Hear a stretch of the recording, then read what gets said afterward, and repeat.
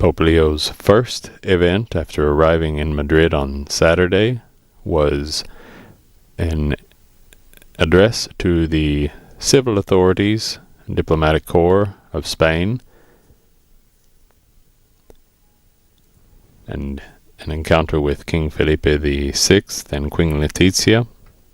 And during that event, the Holy Father told civil authorities that he came to encourage a renewed fidelity to the gospel and deeper reconciliation and cooperation within Spain. The Pope highlighted a call to religious freedom, the freedom of conscience, civic friendship, attention to the poor and the young, and unity that respects complexity.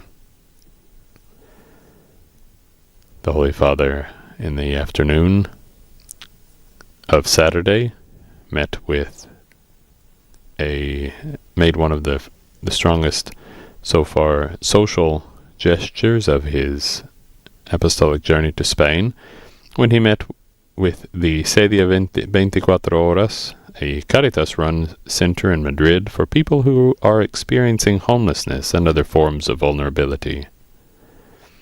The Holy Father's message at that event was that solidarity must be personal, not abstract. And he thanked the home for being a place where no one remains alone. Then on Saturday evening, the Holy Father met with around 600,000 young people in the Plaza de Lima for a prayer vigil.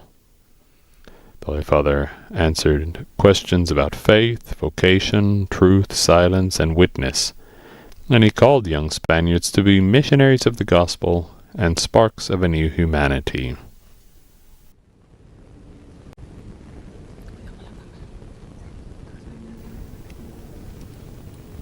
Then, yesterday, on Sunday, the second day of his Apostolic Journey,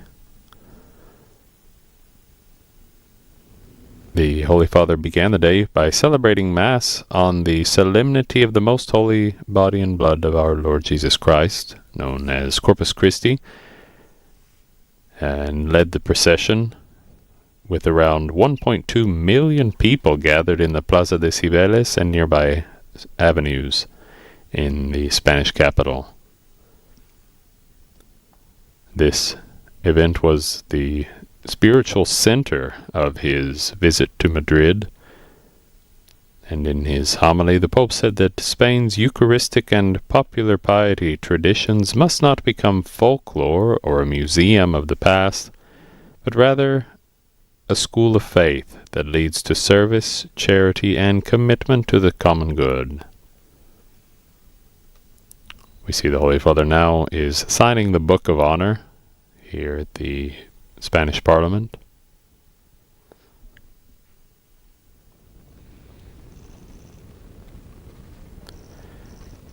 Later, after lunch on Sunday,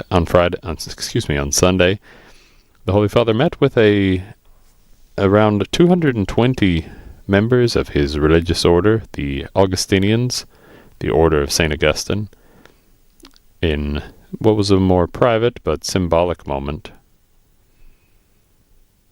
The Holy See Press Office reported afterwards that the Pope spoke about communion and unity of heart among Augustinians, saying that this unity can be a message to the world, especially for young people who are searching for a deeper spirituality.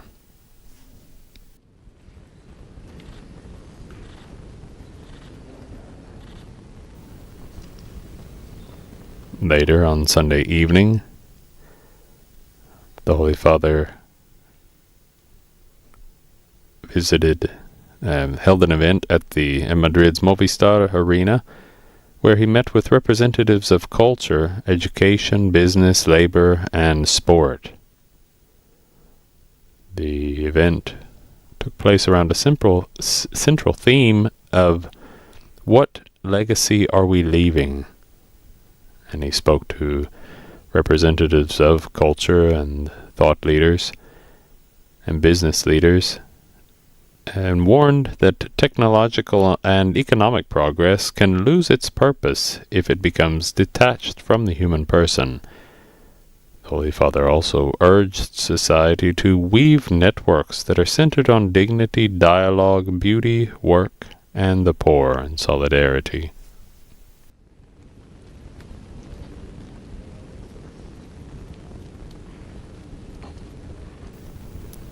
The Holy Father is presenting gifts to the President of the Congress of Deputies.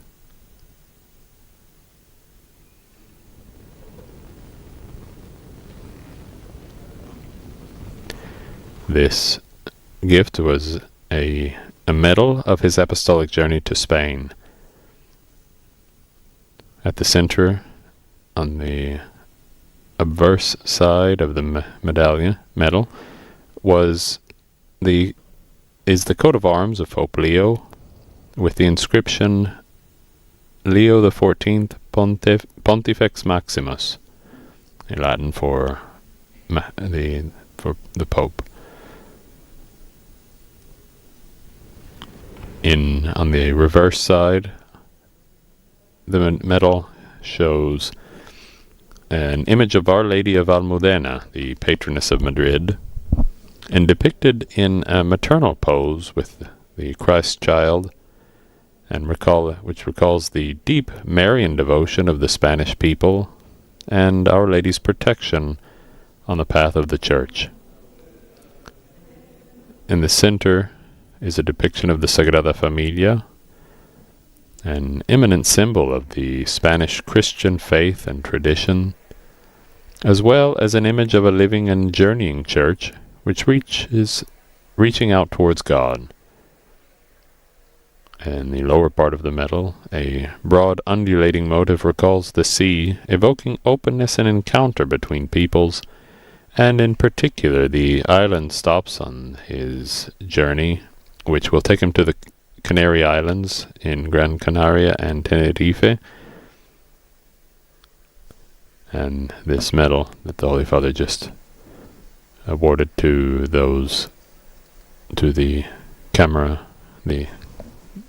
Congress of Deputies, was created by Daniela Longo. We see the Spanish Parliament has gathered here in Madrid and are awaiting the Holy Father.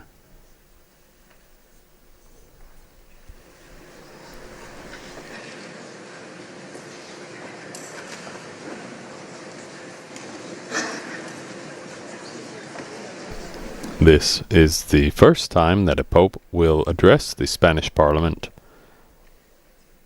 and marking a first in papal journeys to Spain.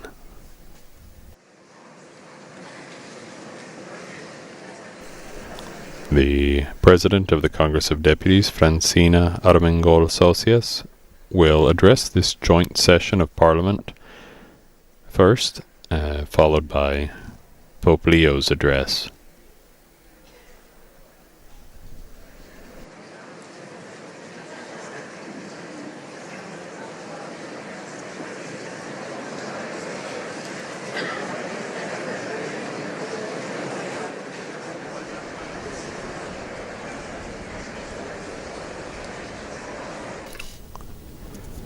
Pope Leo is being accompanied on his tour and toward the tour of Parliament toward the chamber by the President of the Congress of Deputies, Francina Armengol, as well as by Pedro Royano Ojeda, who is the President of the Senate.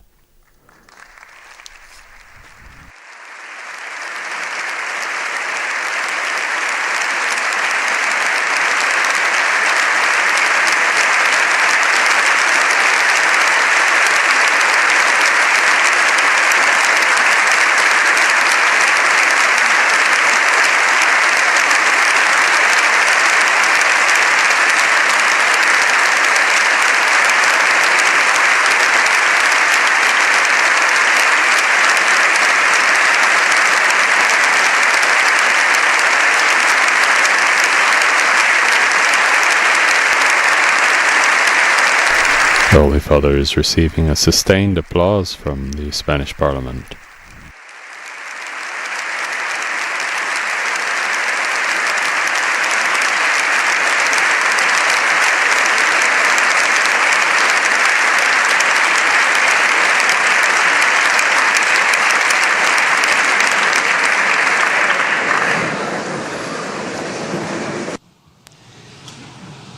Santidad, Presidente del Gobierno, Presidente This is Francina Armengol, Tribunal Constitucional, Presidenta del Tribunal Supremo y del Consejo General del Poder Judicial. Your Holiness, President of the Government, President of the Senate, President of the Constitutional Court, President of the Supreme Court, and of the General Council of the Judiciary, members of the Congress and the Senate, authorities, ladies and gentlemen. It is a great honor for me, on behalf of the Congress of Deputies and the Senate, to welcome His Holiness Pope Leo XIV to this joint session of the Cortes Generales. We receive you with institutional respect, with sincere affection, and with an awareness of the profound significance of your presence today in this chamber, the seat of the democratic representation of the Spanish people. Your visit constitutes a moment of special importance for our country and for our institutions, because in times of global uncertainty and a polarization that threatens to weaken democracies, we need more than ever spaces of encounter capable of bringing us together around what we share: the struggle for human dignity, justice and hope. Your words, the first spoken by a pontiff in this chamber, will be remembered as a fitting symbol. In the face of adversity, our strength rests in unity and agreement. In this parliamentary house, which today opens its doors to you, a plural and open democracy is structured, built on respect for human freedom of conscience and the value of dialogue. Dialogue, respect, and also active listening, these three fundamental architects of the freedom of our societies, whose trust in solid, close, and transparent public institutions is crucial for the stability of democracies. It is from this conviction that we welcome you today, with the desire to listen and with the conviction that understanding among institutions, cultures, and peoples is essential in order to face the great challenges of our time. The Mallorcan philosopher, mystic, and poet Ramon Llull wrote, "Justice will bring you peace and also labors." And these words, which came to light back in the 13th century, could structure from beginning to end the task that now presses upon us, the enormous collective challenge of working united for human rights. In this age in which we live, marked by the deepest changes and afflicted by drastic unease, where only a few of the strongest impose the massacre of thousands of the weak with total impunity, where the known international order breaks down every day, moving further away from those norms that sought to restore coexistence after desolation, there is no alternative but to gather around what is essential and to reformulate the measures that commit us to shaping a more just world. It is urgent to stand on the right side. Peace must once again occupy the center of our international political action. The peace of which Ramon Llull spoke, the peace imposed by justice, peace achieved through dialogue and with a vocation for permanence, an arduous and meticulous task that requires courage, diplomacy, and cooperation. A peace that requires defending and fully respecting international humanitarian law, strengthening multilateral institutions, and preserving the common spaces from which nations can respond together to challenges that none can resolve separately. Our task must never be to multiply conflicts, but to work shoulder to shoulder to resolve them. Multilateralism is a condition for the possibility of international coexistence and a guarantee against fragmentation, isolation, and the imposition of force and unreason. The international order must be restored. Laws must prevail, not force. Humanism and solidarity must win. And they will win, without a doubt, only if we concentrate our efforts on the democratic tasks entrusted to us by the societies we represent. We know well what these tasks are: the fight against poverty, against precariousness, and against violence, gender-based violence, racist violence, and the violence that rewards privilege over vulnerability. The equitable distribution of goods, progress as a common good, real and effective equality between women and men, combating climate change with responsible policies, defending health as a universal right, building empathetic and hospitable societies governed by policies of integration and cohesion that place people at the center and protect the dignity of every man and every woman, including migrants, including the most disadvantaged, or a concrete task to which Your Holiness referred to as the open wound represented by abuses in the Church, and the reparation and compensation owed to victims, about which there has been so much discussion in the Cortes Generales following the rigorous report presented by the Ombudsman. En definitiva, señorías, como les decía, tenemos la tarea fundamental. In short, honorable members, as I was saying, we have the fundamental task of ending inequalities. Ending inequalities from the conviction that difference and multiplicity are signs of richness, and that the future, like the past, is sown in the fertile embrace between cultures, because the society to which we must aspire is one that recognizes, just as Your Holiness has written in the encyclical Magnifica Humanitas, that in the plurality of voices and visions that at times recalls the dispersion of languages, there is nevertheless a luminous possibility, that of building together, transforming diversity into a resource, and making listening and dialogue the common ground on which justice and fraternity can grow. Identificarse con las palabras de su santidad es una obligación ética de cualquier Estado democrático. To identify with the words of Your Holiness is an ethical obligation for any democratic state, as is undoubtedly agreeing with the profound reflection that motivates your first pastoral text, that technology must be at the service of humanity. Scientific advances have generated progress since time immemorial, but the challenge in which we now find ourselves, faced with the exorbitant and unpredictable revolution of artificial intelligence, is an enormously disruptive scenario. It is therefore necessary to build forms of cooperation, to define ways of acting according to principles of solidarity, empathy, and responsibility, which guarantee equal access so that the reason for being of this most powerful tool may be the search for the dignity of every person and the good of peoples, not the enrichment of a few, not the fierce struggle for power that we are now witnessing, because otherwise progress will indeed be bent to the logic of power. Allow me to point out that Spain already occupies a decisive role on this path, and only a few months ago, here in the Congress of Deputies, the first meeting took place of the UN International Scientific Panel on Artificial Intelligence, a body created to foster the safe and ethical use of artificial intelligence worldwide. Es nuestro cometido. Está en nuestras manos. It is our task. It is in our hands. We must redirect the economy toward dignity and technology, toward equality, stability, and inclusion. Let us impose once and for all our humanistic and responsible policies, because no innovation will be truly valuable if it erodes what defines us as free and democratic societies. Honorable members, our institutional tasks consists in listening to our time, responding to its challenges, and protecting the values that sustain our coexistence. Today, this chamber reaffirms its commitment to peace, to international cooperation, to equality, to the defense of human rights, and to the inviolable dignity of every person. Today, as we receive Your Holiness with respect and gratitude, we join together in a shared responsibility, one that smooths the necessary path toward hope. Today we strengthen our confidence in tomorrow, in the possibility of a better world, and of course in the human being.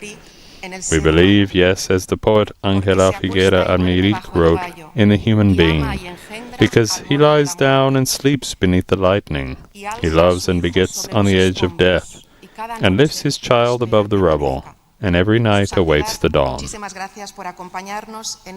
Your Holiness, thank you for accompanying us in this seat of popular sovereignty. Welcome to the Cortes Generales of Spain. You have the floor. Thank you very much.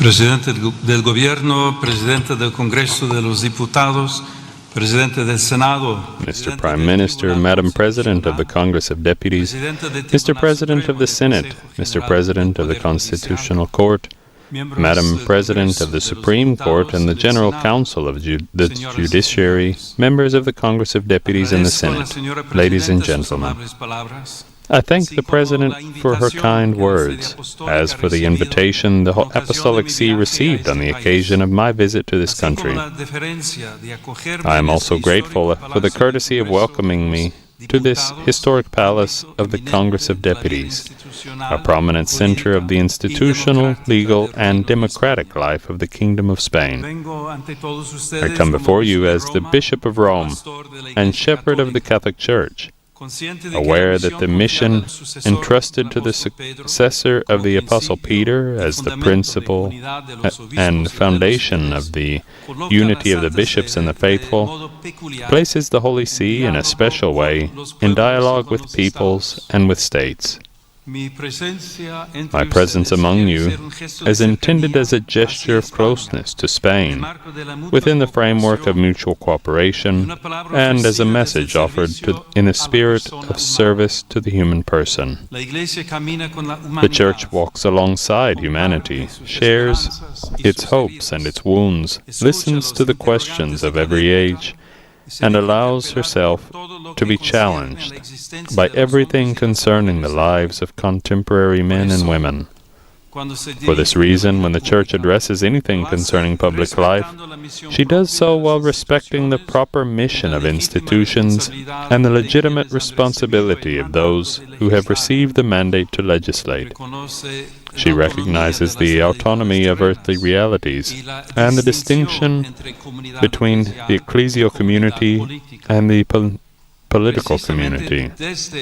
And precisely from this awareness, the Church also offers a reflection born of the desire to serve the common good and to recall what makes human coexistence truly human. En este hemiciclo se da forma jurídica a la convivencia social. In this chamber, social coexistence takes legal form. Here, differences are heard, sorted out, and, when possible, transformed into shared decisions. For this reason, beyond the legitimate diversity of positions, every legislative task ultimately confronts a decisive question.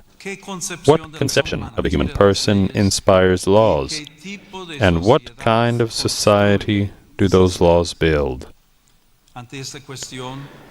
In this regard, Spain has a particularly rich heritage.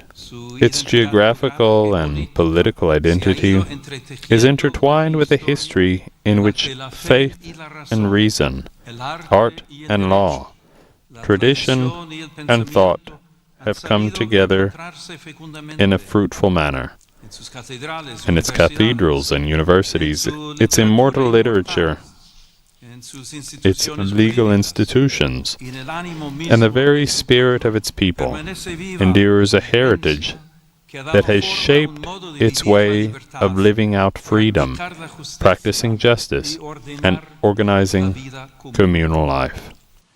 Desde las páginas universales del Quijote, donde Cervantes proclamó que From the timeless pages of Don Quixote, where Cervantes proclaimed that freedom is one of the most precious gifts that heaven has bestowed upon men, to the spiritual depth of Saint Teresa of Avila, and from the great Spanish legal tradition to the metaphysical restlessness of Unamuno, who recalled that man was not resigned to die utterly. Spain has known how to view the human being as more than just a cog in the social, economic, or political order. It has recognized the human being as a creature open to truth, endowed with freedom, and driven by a thirst for eternity that no temporal reality can quench. In a word, as someone whose dignity takes precedence over all utility, and whose service legislative action is subject. Por eso, al hablar hoy de la persona humana, esta memoria conduce naturalmente a Salamanca. For this reason, when speaking today of the human person, this reflection naturally leads to Salamanca and the thought that matured there. The symbolic presence in this hall of King Ferdinand and Queen Isabella recalls the moment when Spain found itself facing historic responsibilities of universal scope. A few years later, Salamanca would undertake, with particular clarity, the moral and legal reflection that the situation demanded. At that university 500 years ago, when new worlds and immense possibilities were opening up in relations among peoples, some teachers understood that reason could not be invoked to legitimize whatever force or self-interest that seemed convenient. They thus introduced into historical discernment the question of the irreducible value of every human being and the moral limits of power. It must be acknowledged that society and the Church herself did not always live up to these insights found in their own Christian tradition.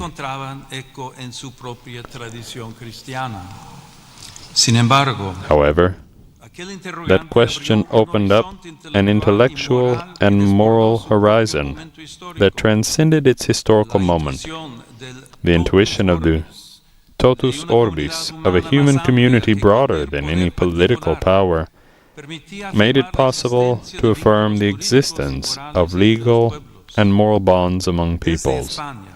From Spain, the reflections of the school of Salamanca, and in particular those of Fray Francisco de Vitoria, along with other Dominicans and Jesuits, helped to shape a legal and moral consciousness capable of remembering that authority always entails responsibility, and that every human being must be recognized as a subject of rights and duties. That aspiration continues to resonate today, that dignity, justice, and the common good should be a measure of social relations, both at the national and international levels. This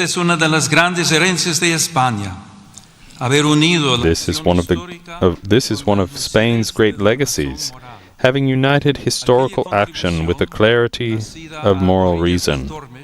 That contribution, born on the banks of the Tormes, transcended classrooms and libraries, and became part of a broader consciousness shared by the international community, which continues to ask itself how to build peace on the recognition of the person and not on the imposition of force.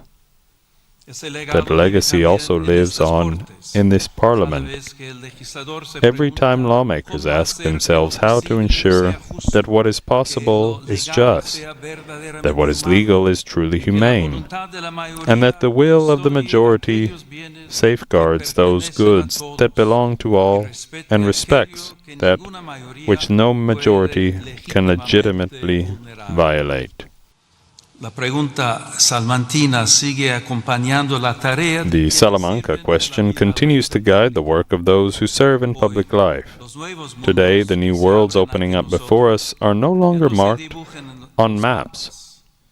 They unfold in technology, the economy, biomedicine, and the digital realm, where human power reaches into increasingly sensitive areas of personal and social life. Progreso ofrece posibilidades admirables, y hoy lo vemos en modo singular. Progress offers admirable possibilities, and today we see this in a unique way in the development of artificial intelligence and new technologies. As I recall in my encyclical, technology in itself is not neutral because it takes on the face of those who conceive, finance, regulate, and use it. Therefore, in the face of the transformations of our time, our discernment must focus on the place of the human person in our decision-making, and on how the dignity of work, solidarity, social policy, and the common good are today being addressed in new ways. This discernment begins with a fundamental affirmation. Every truly just society is built upon the recognition of the inviolable dignity of the human person. Such dignity precedes any concession by the state and cannot be subordinated to shifting social consensus or the whims of the majority at any given moment. It belongs to every human being by the very fact of their existence, and for this reason, it must guide every positive legal system. The Christian faith proclaims it on the basis of revelation.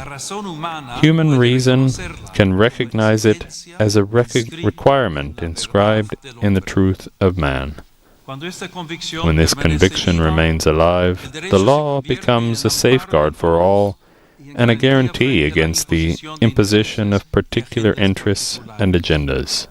Sobre este fundamento, me corresponde pronunciar hoy una palabra serena y firme ante quienes tienen la gran. On this basis, it falls to me today to speak of a calm and firm word to those who bear the grave responsibility of legally ordering social coexistence. This coexistence can be threatened by the throwaway culture, as Pope Francis so often warned. In this sense, if life ceases to be recognized as a fundamental value, what future can our societies have? Can a community that casts into the shadows the unborn child, the elderly, the sick, those who suffer in silence, or those who depend entirely on the care of others, be called fully just? The defense of human life is neither a partisan issue nor a confessional interest. It is a goal of civilization. Every human life must be recognized and safeguarded from conception to its natural end, in every circumstance of its existence. When this certainty is obscured, the most vulnerable are the first victims, and the law loses its deepest meaning, to serve and protect every person.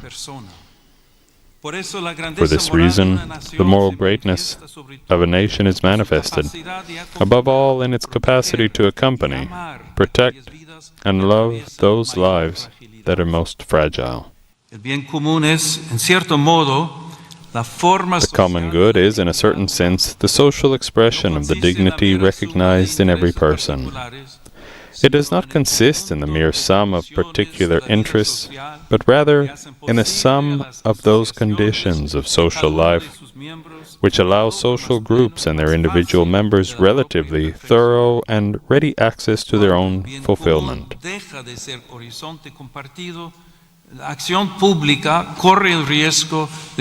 the common good ceases to be a shared horizon, public action runs the risk of fragmenting into partial interests, capable of safeguarding what belongs to all. In this context, the family, the primary human reality and the natural foundation of the community, takes on particular importance. In the home, generations intertwine and the living memory is passed on, giving inner continuity to society. Where the family is upheld, the spiritual and social stability of nations is also strengthened. The family will always be the first school of humanity, where one learns, before anywhere else, the basic grammar of living together, welcoming life, caring for others, forgiving, serving, and belonging.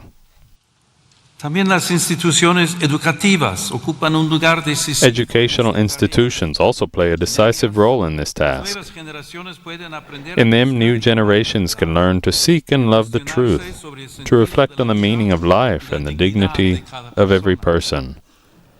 For this reason, many parents who wish for their children to learn to relate to others, to think critically, and to acquire solid values, place great hope in these institutions, seeking them as valuable allies in their children's education. This collaboration must always respect the primary and inalienable right of parents to choose the kind of education and formation for their children in a manner consistent with their moral, cultural, and religious convictions.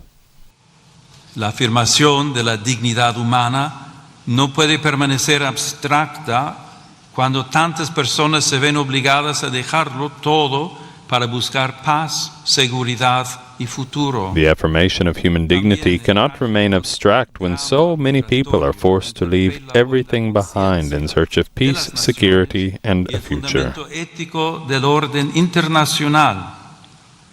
The tragic drama of migration also challenges the conscience of nations and the ethical foundation of the international order today. Numerous men, women, and children are forced, by often dramatic circumstances, to leave their communities and leave behind loved ones, histories, and ties. This reality goes beyond any purely demographic or economic analysis. It constitutes an eminently moral and legal issue.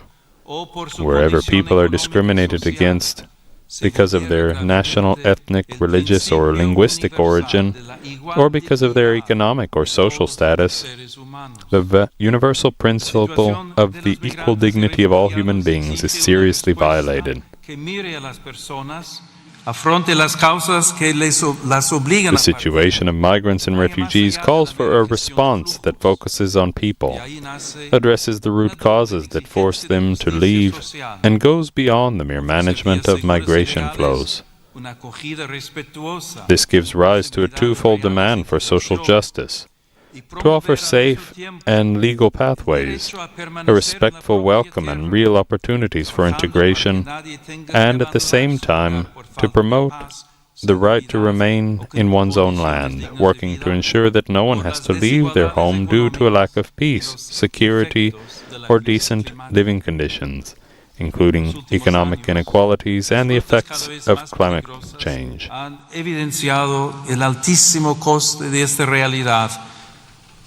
In recent years, increasingly dangerous routes have highlighted the extremely high cost of this reality, so often hidden or ignored. Many people remain prey to traffickers and smugglers who take advantage of their desperation. It is necessary to strengthen prevention, rescue, and assistance for victims, especially within the framework of regional and multilateral cooperation. No nation can face a challenge of this magnitude on their own. Therefore, a coordinated, supportive, and effective response is indispensable, one capable of guaranteeing protection, welcome, and real opportunities for integration to those who migrate. When the institutional response is accessible, just, and coordinated, borders cease to be places of abandonment and can become spaces for the responsible protection of human dignity. Señorías, el mundo atraviesa una profunda crisis espiritual. Ladies and gentlemen, the world is undergoing a profound spiritual and cultural crisis, which manifests in multiple forms of violence, polarization, and mutual distrust. In this context, peace emerges as a political aspiration, and even more so, as a true moral imperative. It calls for public discourse that respects those who think differently, institutions dedicated to fostering dialogue, a historical memory that seeks truth and reconciliation, and a social life capable of sustaining civic friendship and mutual respect amid disagreement. On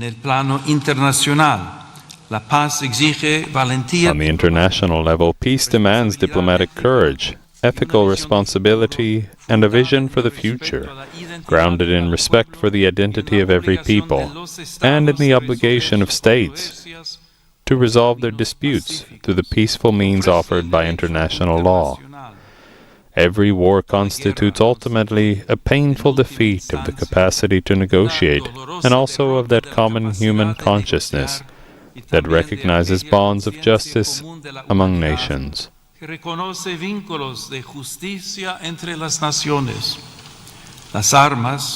Weapons may impose a temporary silence, but they can never build a genuine and lasting peace.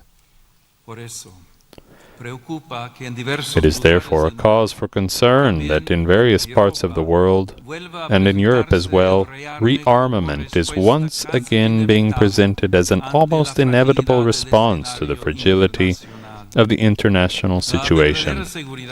True security, however, stems from justice, patient dialogue, respect for international law, and a policy capable of placing the lives of peoples above the interests that profit from war.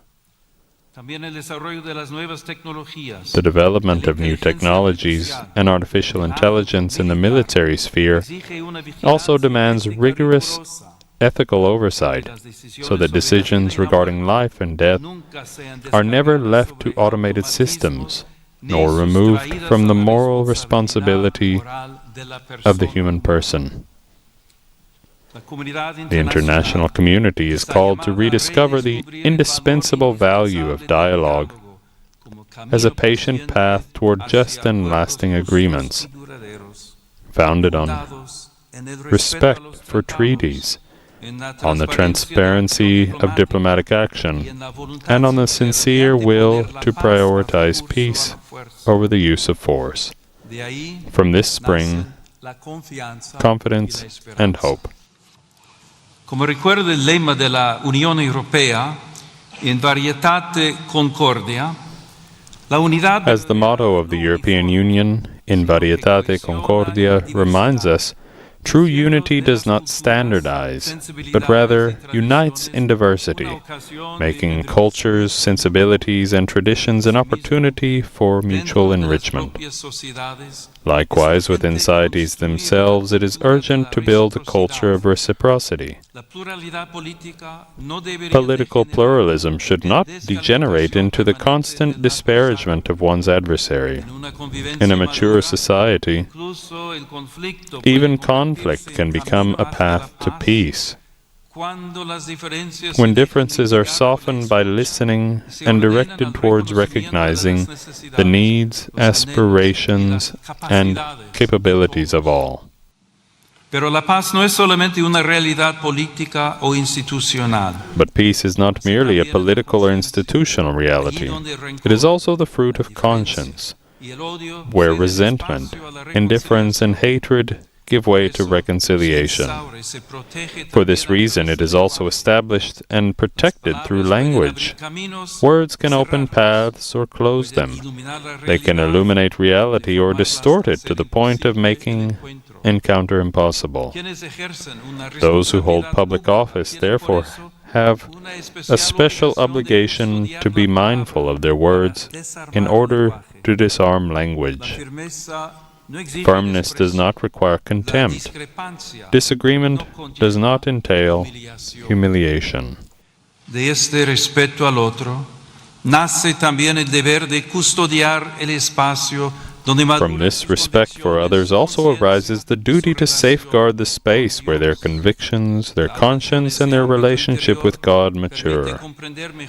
Attention to this inner realm allows for a better understanding of a decisive issue for every truly democratic society: freedom of thought, conscience, and religion, a fundamental right that protects the most intimate sphere of the person. The freedom upon which the contemporary state is built, if it is authentic, recognizes the religious dimension of the human person, respects it, and protects it legally. And it ensures that faith is not a reason for which a person has to forfeit his or her contribution to society.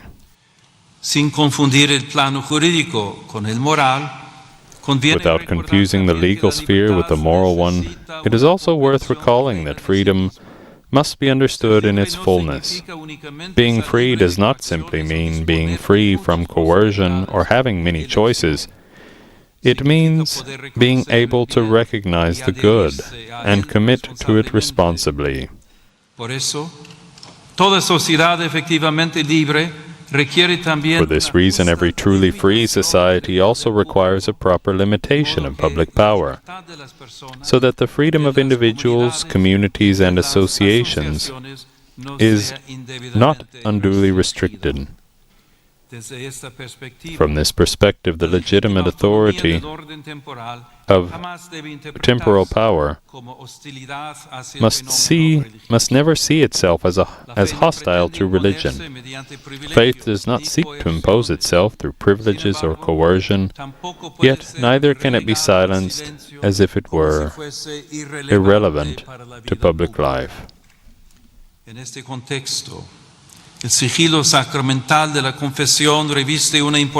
this context, the sacramental seal of confession holds special importance for the Catholic Church. It is part of the broader sphere of religious freedom, which guarantees believing communities their own space for life, organization, and internal discipline. To protect it legally, as is done in a similar way in some professions, means preserving a sacred space of inner freedom, where the believer can open his mind, his or her soul to God, without fear of external pressures, as international norms also recognize. Ladies and gentlemen, allow me to pause for a moment to reflect on some of the images that adorn this chamber. In this chamber, natural light streams in through the skylight that crowns the room.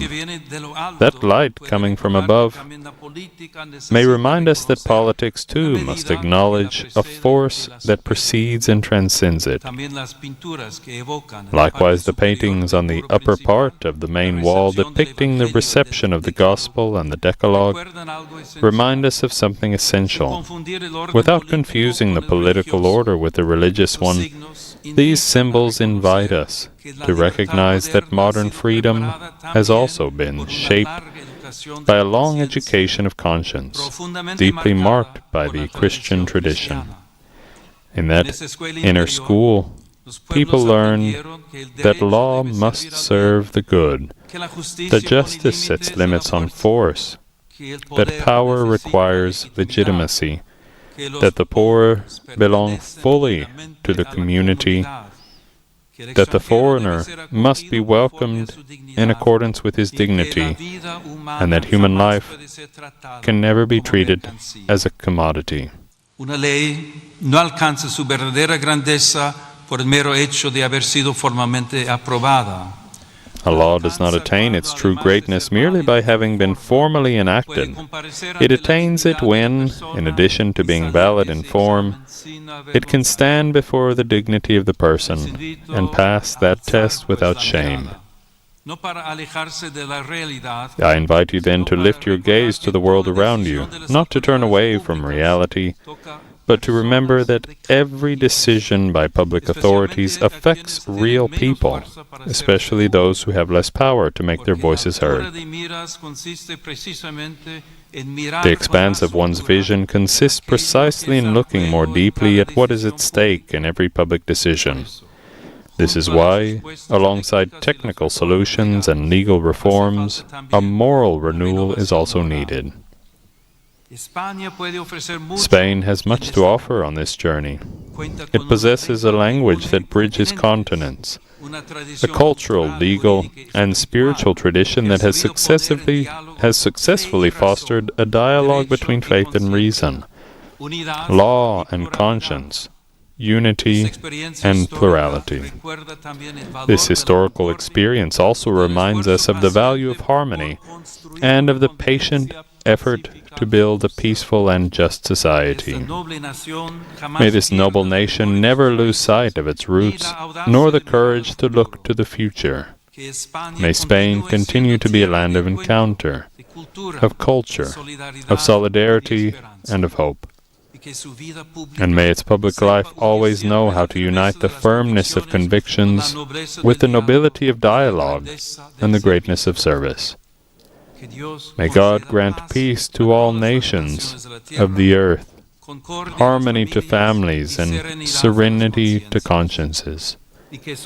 And may days of prosperity, justice, and lasting peace descend upon the Kingdom of Spain, marked by the apostolic footprint of St. James and by the maternal presence of Our Lady of the Pillar. Thank you very much.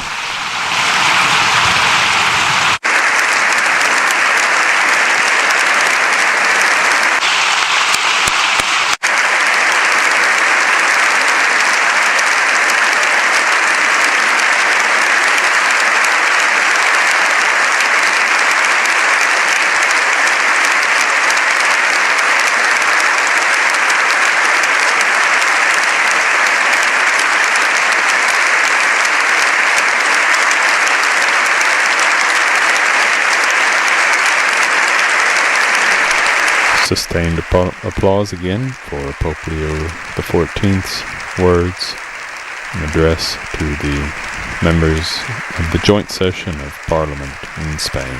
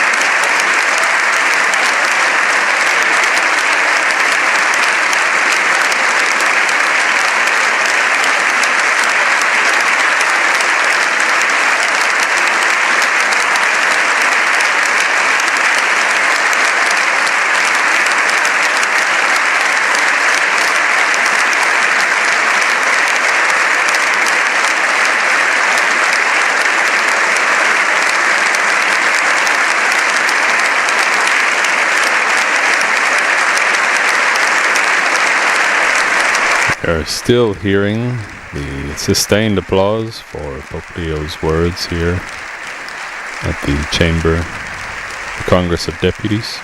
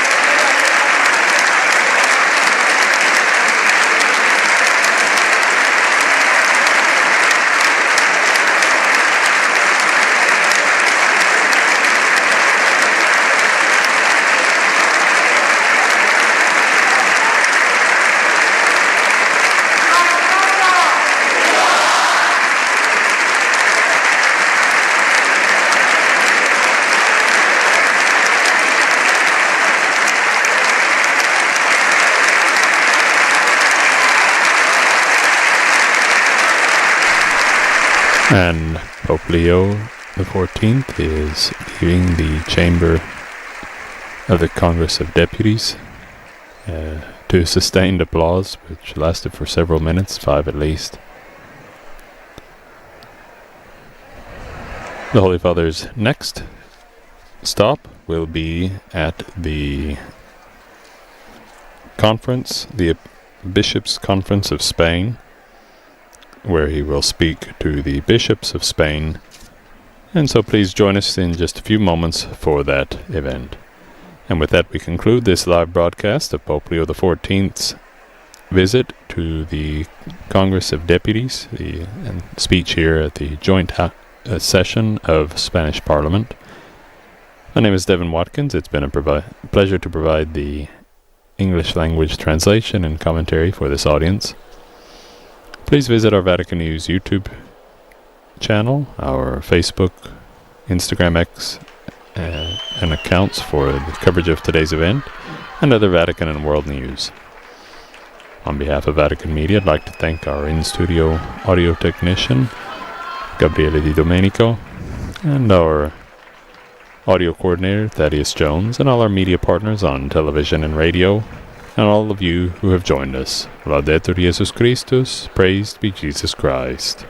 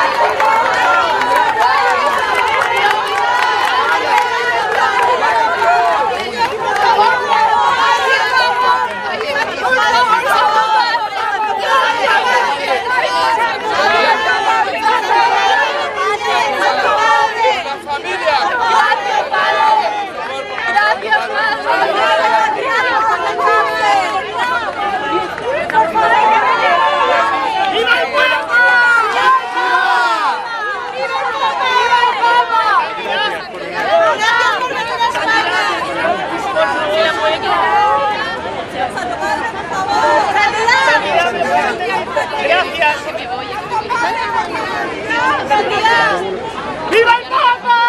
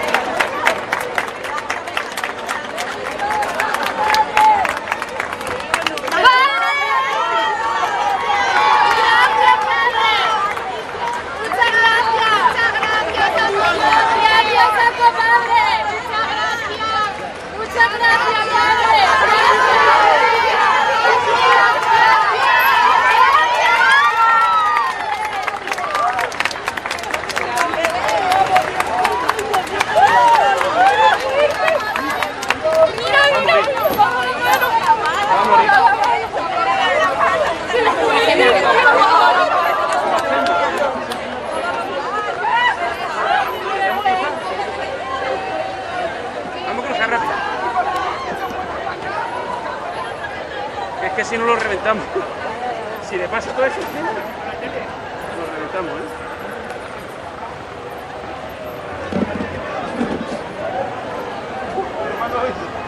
¡Digo, mierda!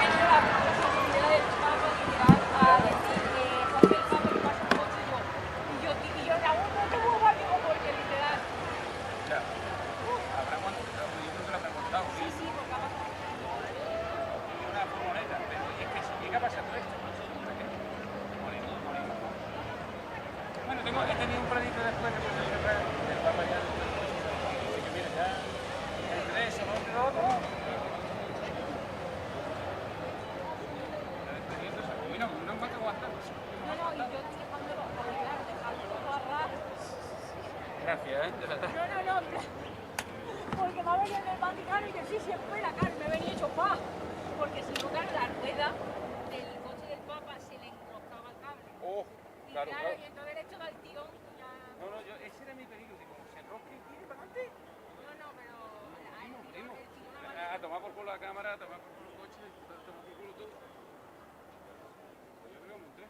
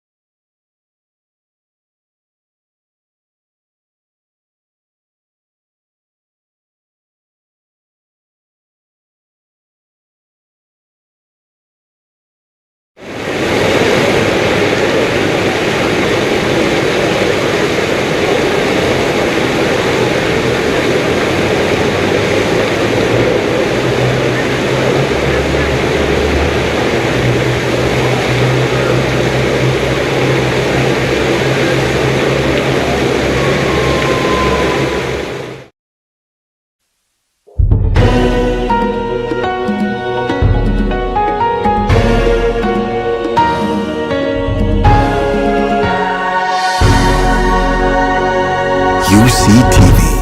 Good news for all. Support the Uganda Catholic Television with MTN Momo. Step 1. Dial star 165 star 3 hash.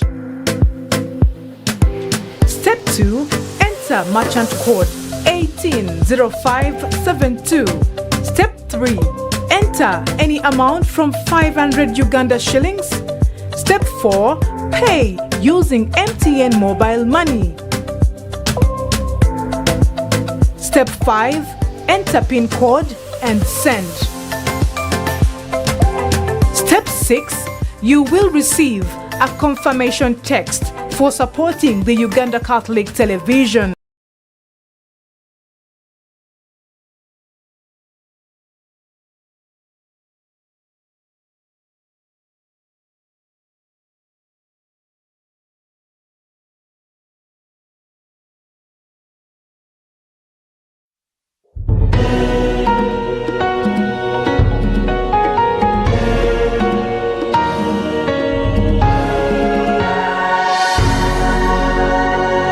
UCTV. Good news for all.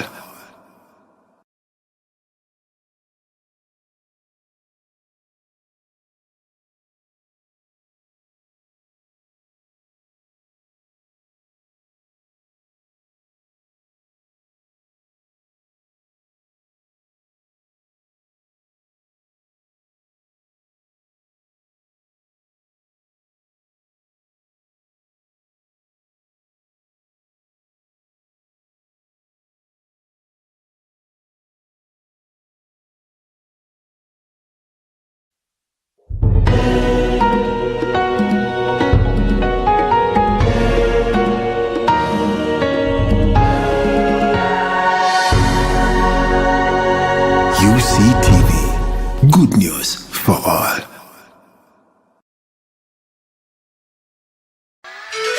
At Centenary Bank, we know that agriculture is more than just a livelihood, it's the heartbeat of our nation. That's why we've created the Centenary Bank Agricultural Product Suite, designed to meet the unique needs of every farmer. From planting and nurturing to harvesting and selling, our products are tailored to your needs with flexible repayment plans, grace periods, and cash flow based on loan structuring. At Centenary Bank, we are committed to turning your hard work into lasting success. With us by your side, your produce reaches the market and your dreams become reality. Visit any of our nearest branch today or call our toll-free line 0800 200 555 or 0800 335 344. Centenary Bank. Centenary Bank is a member of the Center Group regulated by Bank of Uganda. Customer deposits of up to 10 million shillings are protected by the Deposit Protection Fund of Uganda. Terms and conditions apply. Zuku brings you the most thrilling and exciting entertainment. Enjoy amazing packages for as low as 12,000 shillings monthly with our smart package, which has over 60 channels, including ESPN, Nat Geo Wild, Baby TV, UCTV, Salam TV, and many more. Plus other packages of Smart Plus, Classic, Premium, and Asia. Get a decoder at 45,000 shillings and a full kit at 89,000 shillings. And enjoy a 1-month free premium package with amazing channels, including sports, movies, cartoons, and lots more. Zuku is available in all our dealer shops countrywide. Contact us for more information. Zuku, life got better.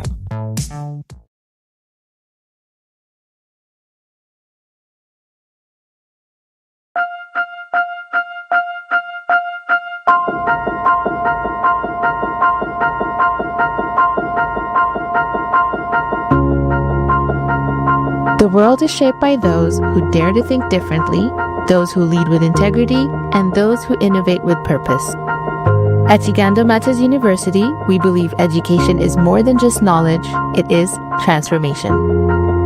For over 30 years, we have nurtured visionaries, changemakers, and problem solvers who drive progress in communities and industries worldwide. From medicine to engineering, business to the arts, law to journalism, our programs are built to inspire, challenge, and prepare you for a future of impact. Excellence extends beyond the classroom.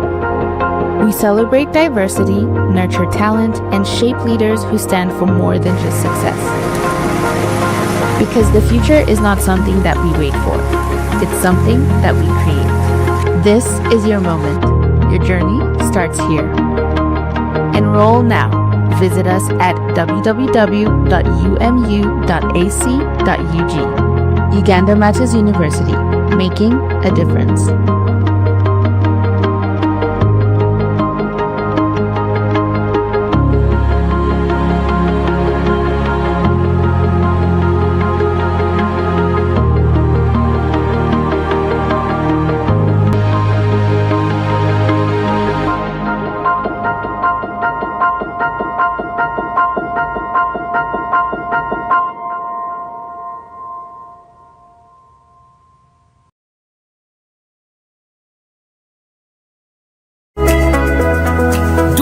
With Center Mobile app, move with your bank and pay water bills, school fees, pay light, withdraw or deposit money, pay for DSTV or GoTV, pay for start times, open app accounts, get loans, and so much more. Download the Center Mobile app on Google Play